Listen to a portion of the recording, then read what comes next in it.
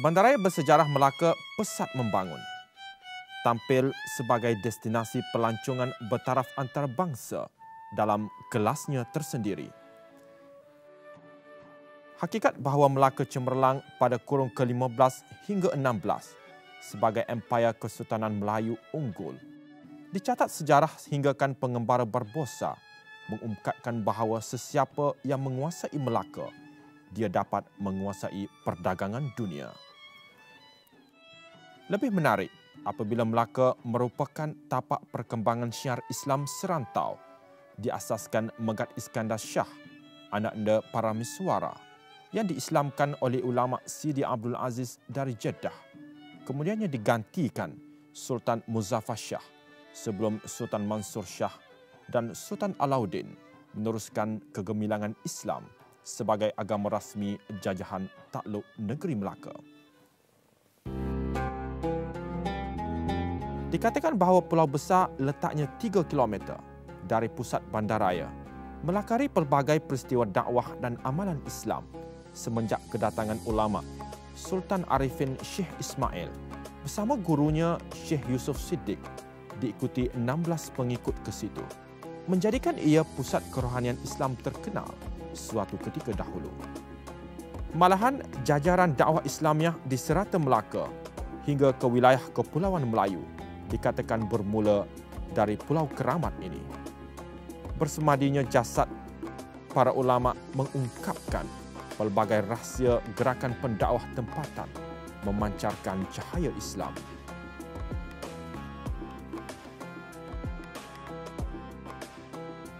Lanskap di Pekan Tengkera banyak berubah. Daripada sebuah pekan kecil tumpuang para pedagang dari Timur Tengah serta India, kini Tengkera dengan bangunan kediaman, pejabat, sekolah dan premis perniagaan moden. Namun Masjid Tengkera yang dibina pada 1728 tetap kekal dalam bentuk asal, menjadikan masjid kedua tertua di Malaysia selepas Masjid Kampung Hulu. Ironinya, ramai tidak menyedari hakikat bahawa pembaharuan binaan masjid ini yang dirancang bangunan berdasarkan seni bina Masjid Agung Demak di Pulau Jawa, Indonesia, digerakkan oleh ulama tersohor Melaka ketika itu, Syekh Haji Abdul Latif Tambi pada 1910.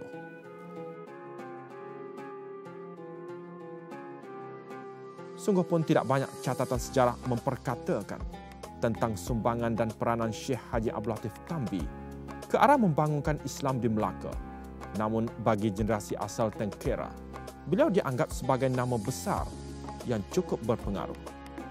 Selain terbabit secara langsung menggerakkan Masjid Tengkera, beliau yang suka bertarbus ini merupakan usahawan berjaya bersifat budiman lagi dermawan dalam kalangan masyarakat setempat.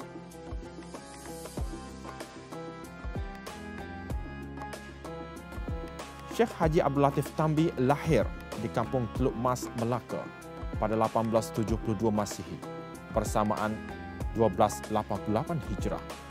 Nama beliau Haji Abdul Latif bin Haji Muhammad Nuruddin bin Muhammad Saleh.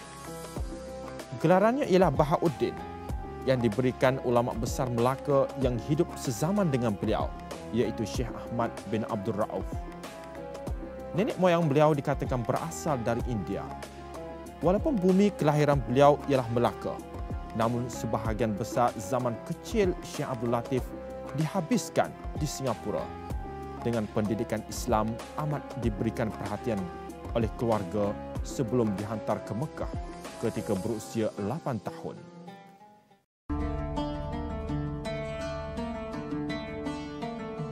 Masjid Al-Khairiyah di Teluk Mas ini dibina pada 1826, kekal dalam ingatan jemaah setempat sebagai pusat ibadah yang pernah menjadi tumpuan keluarga Syekh Abdul Latif menunaikan ibadah sebelum mereka berpindah ke Singapura.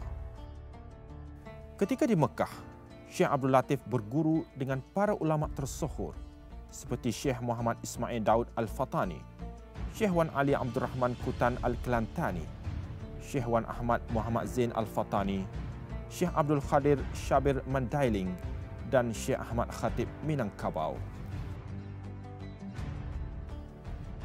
Syekh Abdul Latif diriwayatkan membantu gerakan Jamiatul Fataniyah dicetuskan gurunya Syekh Ahmad Al-Fatani yang kemudiannya mendapat sokongan di Mekah, Mesir dan Turki.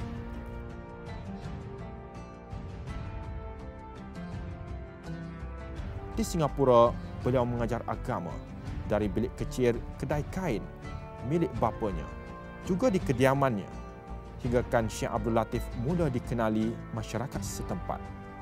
Dalam kesibukannya itu, beliau masih sempat turun berdakwah hingga ke Pulau Pinang, Medan, Surabaya dan Bandung.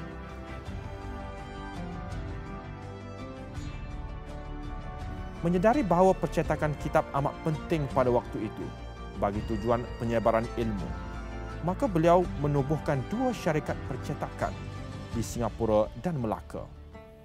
Kedai cetak ini di Singapura dikenali sebagai Latifiyah Press, terletak di Jalan Northburg, manakala di Melaka dikenali sebagai Matba'ah Al-Latifiyah Al-Malakawiyah yang beroperasi di Tengkera. Selain itu, beliau turut menjalin hubungan dagangan kain dan jualan kitab dengan ramai peniaga di Singapura, Melaka, Pulau Pinang, Medan, Tanjung Pinang, Riau, Surabaya dan Bandung. Sebenarnya bapa beliau, Syekh Tambi Soleh, juga bertanggungjawab mengubah suai reka bentuk masjid pada 1910 untuk menjadikannya lebih selesa bagi kegunaan jemaah setempat. Semenjak itu, Masjid Tengkera ini menjadi tumpuan anak karya, malahan dari luar Melaka untuk menimba ilmu agama di samping berguru dengan 2 ulama tersohor ini. Tidak dapat dinafikan bahawa sikap dermawan mereka meninggalkan kesan mendalam ke arah usaha menawan hati penduduk setempat dan lebih penting membangunkan unsur dakwah di Melaka.